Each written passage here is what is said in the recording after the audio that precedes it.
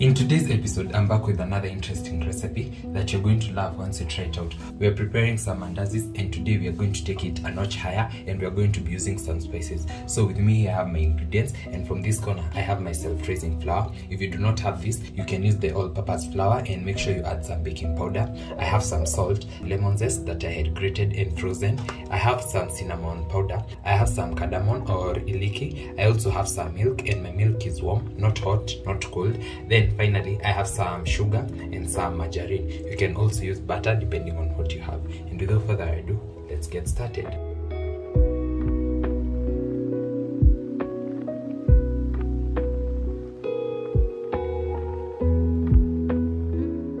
First things first, we are going to start off by preparing our dough. And this is 2 cups of self-raising flour. I'm going to add in 3 spoons of sugar, but you can definitely add more if at all you're a sweet tooth. Then for my leaky, I'm just going to go in with a small spoon. And you can also use your favorite spices. You're not limited to the cinnamon and iliki alone. Then I've added in my cinnamon. I'm also going to add in some salt.